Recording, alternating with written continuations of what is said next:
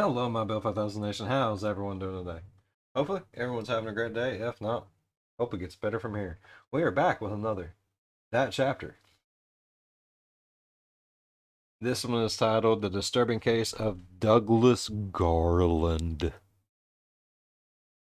I'm excited for today's story. I'm always excited for that chapter. Mike cracks me up.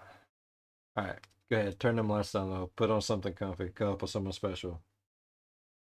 Oh, Mike, bring us some joy. Let's get joyed. Hey you, and welcome. My name is Mike. Hey you! And in this whole video, we're going to Alberta. People keep giving out to me for lumping all of Canada in as one, so there you go. Hope you're happy. In this one, we're going to our old pal Cal. Gurry. And to the year 2014, if you can believe that. Douglas Garland was a man with a plan. A plan which he derived from a grudge he had, and it's just, oh man. A lot of you actually suggested this whole case to me, which is tickety-boo. So let's give it a go. Give it a go.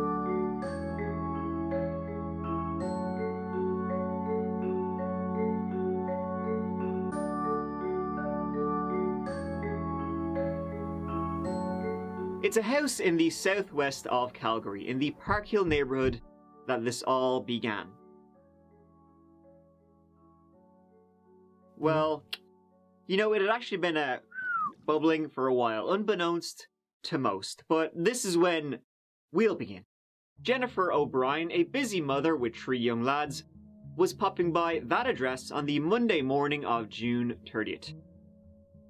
Her parents, Alvin and Kathy Lickness, lived there, and Jennifer's 5-year-old son, Nathan, who adored his grandparents, had just spent the night with them in the house Jennifer and her 4 siblings grew up in. Okay. When she... That sounds fucking amazing. They're all dead. I'm not laughing because they're dead. I'm laughing because I'm probably right.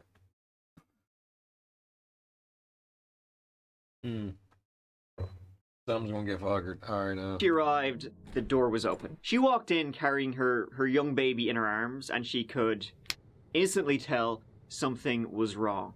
There was a certain smell, but the real giveaway was blood. Lots of blood everywhere.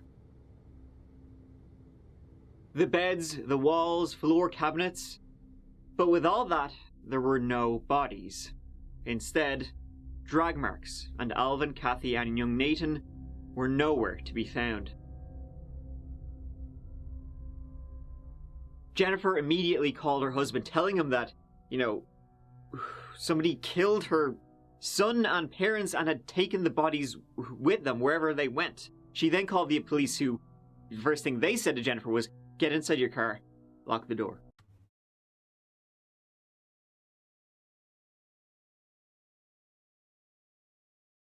Why would they kill everyone and take the bodies? But the bodies hit the floor.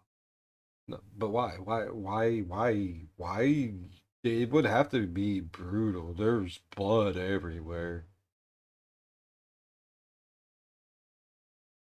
I don't know. When they arrived, the police, immediately began searching every nook and cranny in the house, hoping that Nathan, maybe he had seen something and hidden. He would be small enough, but after searching everywhere in the house, nada. It was clear that Alvin, Kathy, and Nathan had most likely been taken somewhere.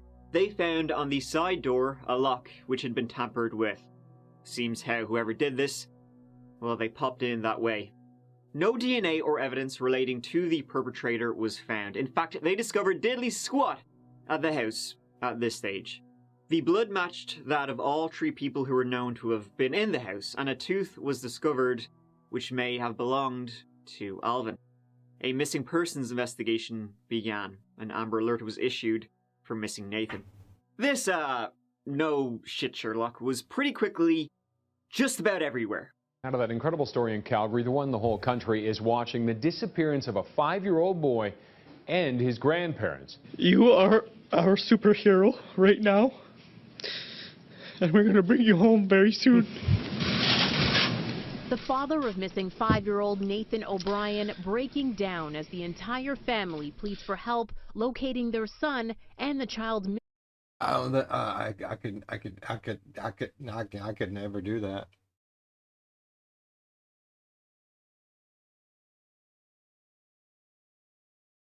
Missing maternal grandparents, 66-year-old Alvin Lickness and his 53-year-old wife, Kathy. The best people that can be with you other than us is your grandparents.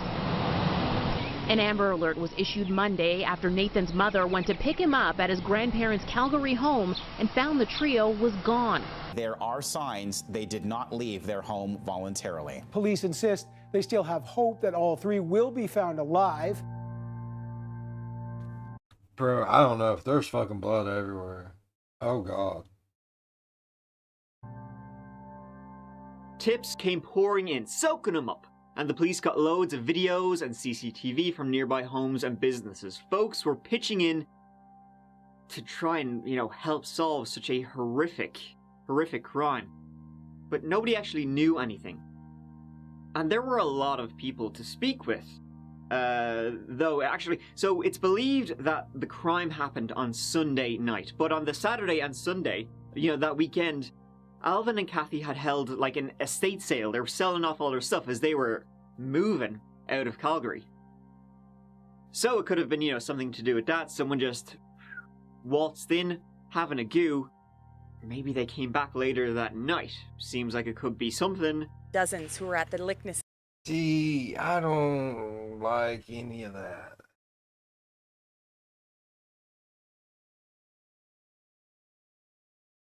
I don't. I like to go to yard sales. I like garage sales, garbage sales, flea markets. I love all that. I don't think I would be okay with having people come into my house doing it though.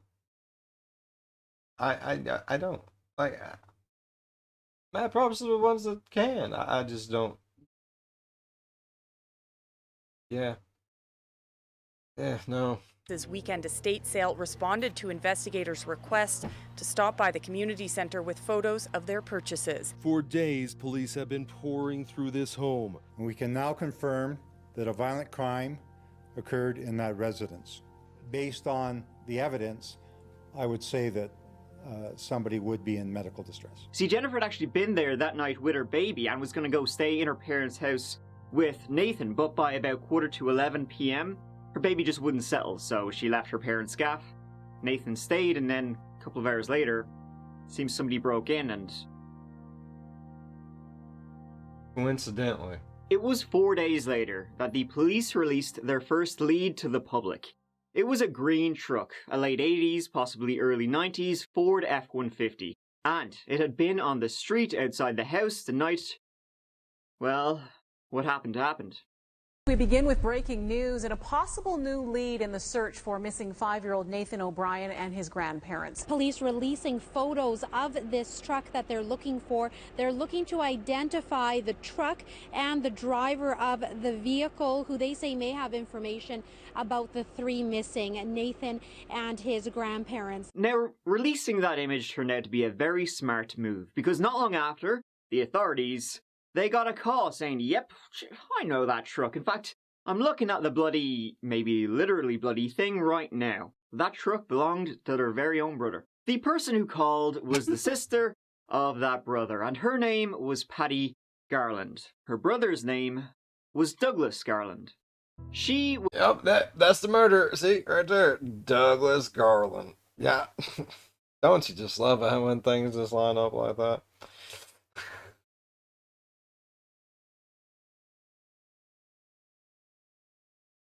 Oh, damn, his own sister. Hey, I'm just gonna go ahead and let you know.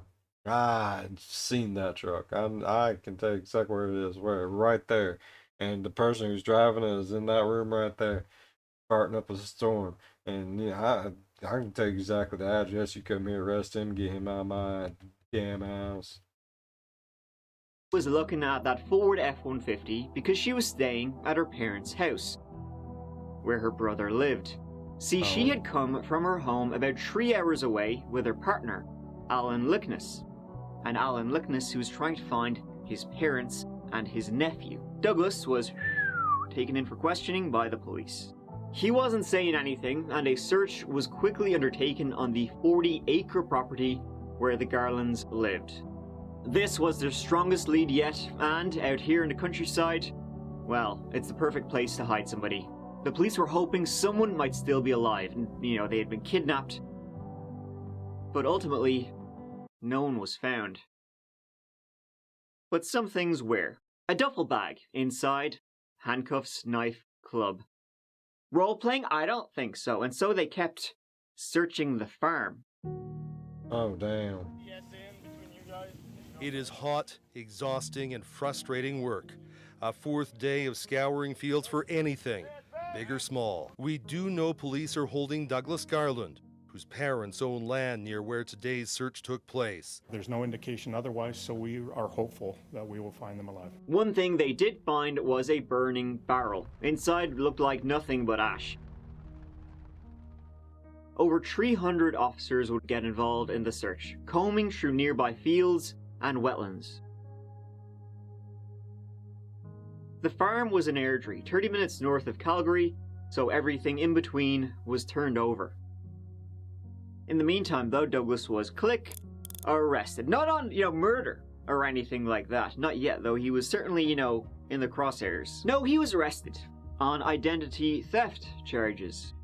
Officers spent yesterday searching a garbage dump northwest of. So not only is this son-bitch a murderer, and evidently into some kinky shit by the bag that he has, but he stole someone's. So is he not a? Calgary. Douglas Garland, who was named by police as a person of interest, appeared in court on charges connected to an unrelated case. The 54-year-old who has ties to BC remains in custody. He is due back in court tomorrow. Yeah, see, he had assumed the identity of a fella named Matthew Hartley, who died 30 years prior. Douglas actually had quite the backstory, but we'll get to that. Point is that on the 7th of July, 1 week after the we can assume murders with that amount of blood, he was arrested. On the 11th, however, he was released on $750 bail. 10%. Now, I don't know much about bail in Alberta, shockingly, but spoiler alert, Douglas Garland had quite a number of prior convictions. So $750 seems quite low, especially as he's like, your number one bozo. So I think, and I could be completely wrong on this, right? But I think they set the bail so low so that he would get out, and then the police would follow him and see what he did and where he went. After all. That's motherfucking genius. I would have never thought. That's why they come in with some big brain shit. Oh my god. That's great. I love it. Get him. Get him. Then look and be like, how's your tongue tasting your own ass, Poindexter?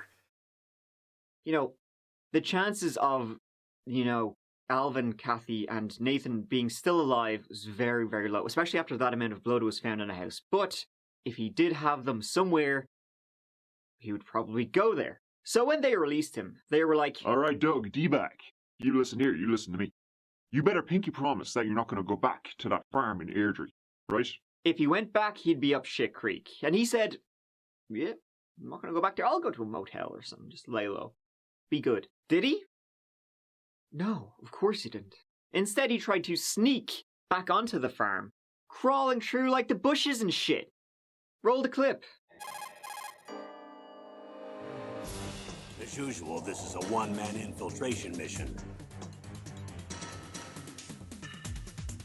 I can't just knock on the door and ask them to let me in. Make sure nobody sees you. Got it. Okay, I'm ready to go. This was filmed by a helicopter at about 1:30 in the AM.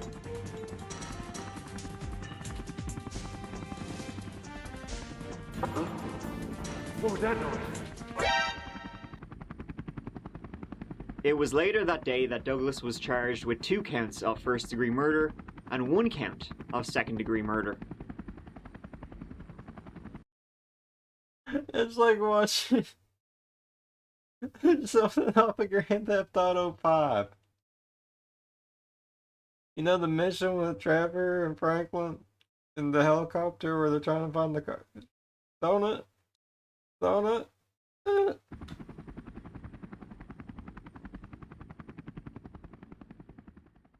I wish you would have used the background of that. The background noise, the sounds, the voices and everything. That would have been perfect. At approximately 1:30 a.m. today, officers arrested a man in the Airdrie area. He is currently in custody, and charges of 2 counts of first-degree murder and 1 count of second-degree murder are pending. The Amber Alert in relation to this file has been discontinued. However, the bodies of the 3 victims have not been found, and we continue to ask people to come forward with any information they may have. See, they had since found a lot more during their searches of the Garland property. And it didn't look good for Doug, but I guess that means it did look good for the rest of humanity. And also dogs. Charlie, too.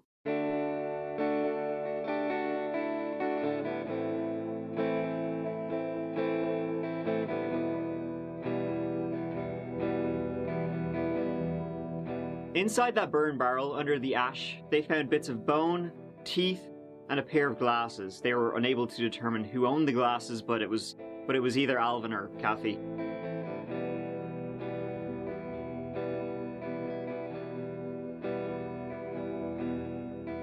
A computer hard drive was critical. It was filled with, well, murdery shit. A book titled How to Kill Without Joy, the complete How to Kill book. Oh man, what a title.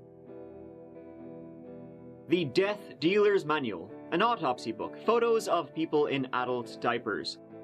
Yeah, he was obsessed. He had a fetish for people in adult diapers. Don't know about that now. Lots of pictures of dead and dismembered, and some pretty dark and disturbing pornos.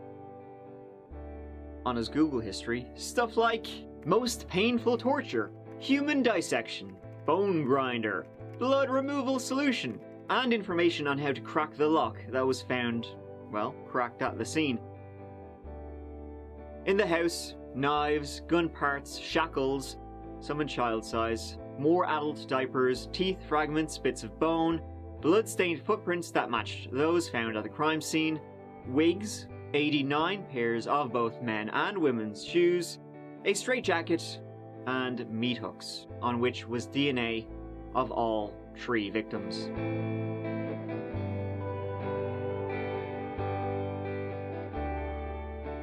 But the crowning piece of evidence, right when this would go to trial, it was something that came from the heavens. Literally.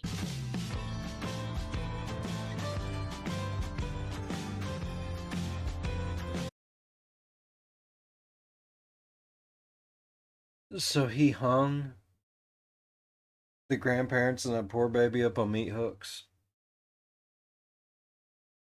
My question is, was they still alive whenever he was doing whatever? Man, y'all, there's been this week of videos is just so far just straight fucking traumatizing. Y'all, I mean, damn.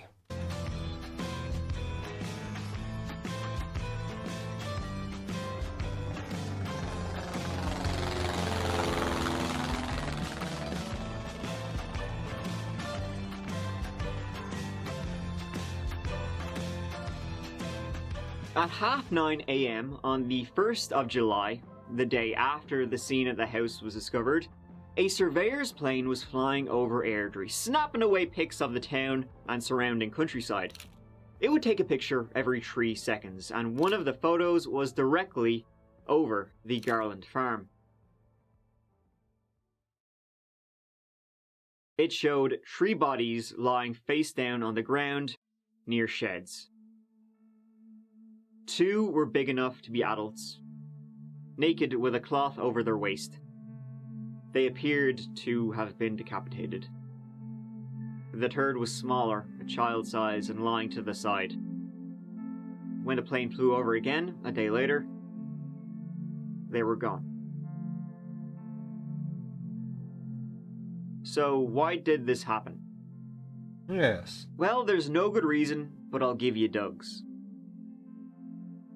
See, Alvin Lickness was a businessman, and he was doing said business with Douglas. Alvin was an inventor and was in oil and gas exploration, and he hired Doug to work on a pump to separate oil and water, to do some wiring for it. This was back in 2006. The relationship between Douglas and Alvin came to an end in early 2007 when Douglas just stopped answering calls. Then Alvin patented the pump, which Douglas worked on. Now, he patented it, he never made any money off it. So it's not like Douglas was like cheated out of millions here or anything. I think it was kind of just like credit. But that rubbed Douglas really the wrong way. And this would gnaw away at Douglas for years. And you gotta still be part of it. Just because you did all kinds of shit, you could have done all of it. If you stop having anything to do with the person that's having you do it, they're not just going to be like, well, let's throw that away. Dumbass. Also remember, though, Douglas's sister Patty was married to Alan, Alvin's son. So he's probably like constantly reminded of it. But yeah. Doug had previously been kicked out of college, well, medical school actually, for cheating. This was after he had a mental breakdown. He had been arrested numerous times on weapons violations and assault, but nothing ever came of it. When he was 33, he was arrested for running a meth lab at his farm, and so he fled to British Columbia, and that's where he stole the identity of Matthew Hartley, a 14-year-old boy that had been killed 12 years previous in a car crash. So he lived in Vancouver under the name Matthew Hartley for 7 whole years. He worked at a lab, but after he was fired, he collected unemployment under the dead boy's name. He was later caught and spent 6 months in jail, but he was diagnosed as mentally ill. And so, in the early morning hours of June 30th, he broke into the Lickness home, attacked Alvin, Kathy, and Nathan, dragged them into his truck. It's believed they would have been alive when he took them. And that's it. What he did after that, probably quite disturbing, but nobody knows. The bodies were never found, ever. They were likely burnt, but only Douglas really knows. Douglas Garland goes on trial. This happens today in Calgary. He's, of course, the man charged with the murders of 5-year-old Nathan O'Brien and his grandparents, Alvin and Kathy Lickness. Now, the three disappeared back in June 2014, but their bodies have never been found. The trial began in January 2017. The second-degree murder charge was upped to first degree.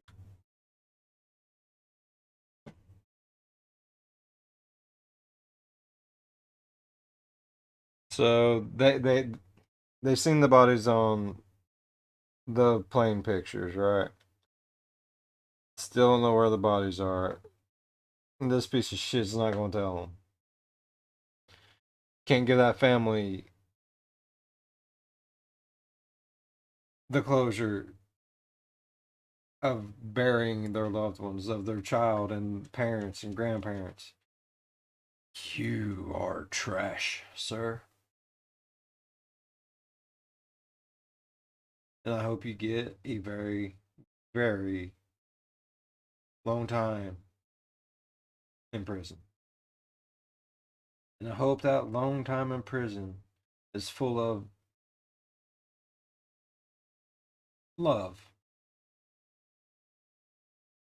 Of people putting things in your butt. Agree for killing Nathan. Douglas pled not guilty and showed no emotion at all throughout the trial. Douglas Garland was a lonely man with few friends. That's the picture his parents painted today as they took the witness stand on day 2 of his Court of Queen's Bench trial. Garland had planned the killing of the Licknesses for several years over a grudge he had against Alvin Lickness, for a business deal that had gone wrong. There's no evidence, forensic or scientific, that put it didn't go wrong. It didn't go at all. Motherfucker stopped picking up his phone. Douglas Garland in the home of the 3 people he's accused of killing. Those are the words of his defense lawyer, Kim Ross, who who in final arguments today suggested that without that evidence, Garland should be acquitted of 3 counts of first-degree murder. On February 16th, 2017, Douglas was found guilty on 3 counts of first-degree murder. Fuck yeah. He was sentenced to life without parole for the maximum of 75 years. Theoretically, Douglas Garland would be 129 years old before he can apply for parole. Justice David Gates called Garland's crimes a case of cunning, cruel abduction, torture, and murder. It's been pivotal, it's been brutal, it's been difficult.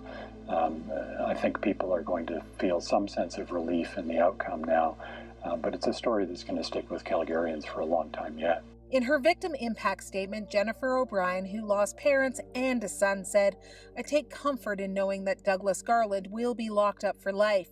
But she told the court, "Sometimes I'm angry. Other days, I just cry all day. It is particularly hard watching Nathan's friends grow," she said, "knowing I will never watch my son grow or score the winning goal." He has since appealed, which went over about as well as a turd in a punch bowl. Wasn't a popular one. Overall, the Crown says the defense is cherry-picking pieces of evidence, misrepresenting it, and ignoring the wider scope of the investigation. And there you have it, one of the most disturbing cases.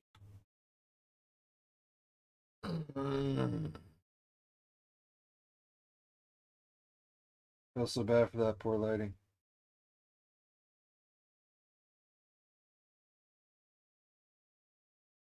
Oh my God.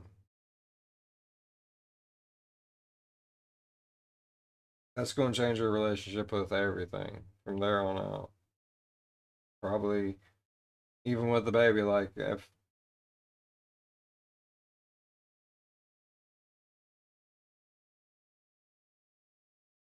it's traumatizing enough, she could just shut down and not care. That poor lady.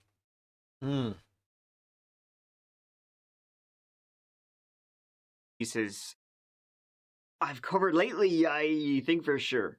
Harrowing in every way, such a brutal attack, on 3 innocent people, one of whom was a 5-year-old boy, for a grudge that happened 7 years previous, over kind of nothing. Since then, the Nathan O'Brien Children's Foundation has... I'm gonna go ahead and say it. I don't give a damn what grown folks' problems is with each other. Get over it, don't get over it. I don't give 2 fucks. Don't ever bring fucking children into it. It's stupid.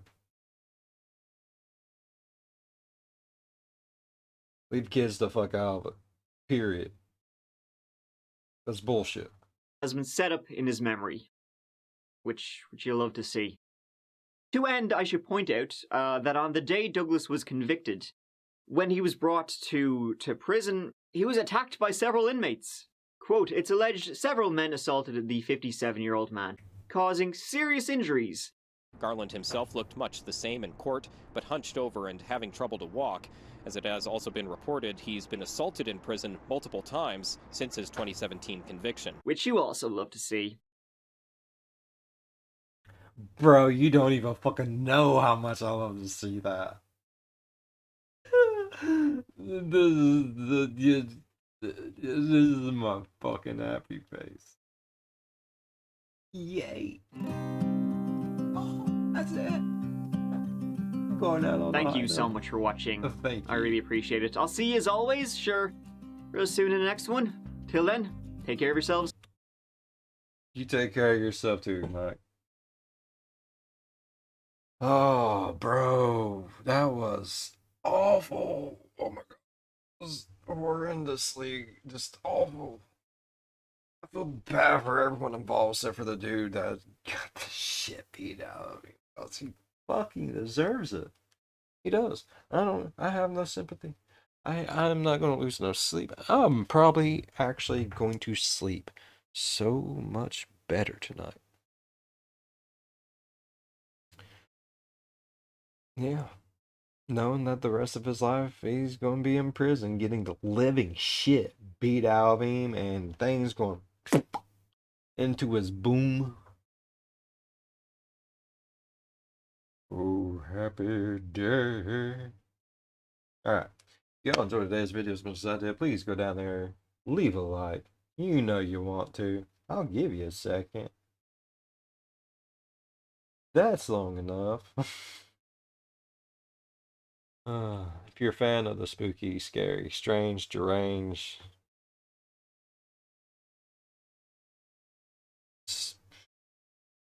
dumb fucking people, think about subscribing.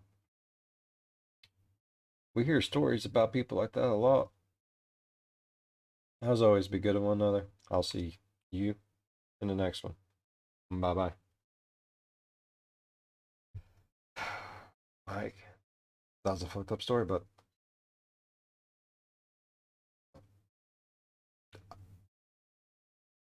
traumatized. Traumatized for life now, Mike.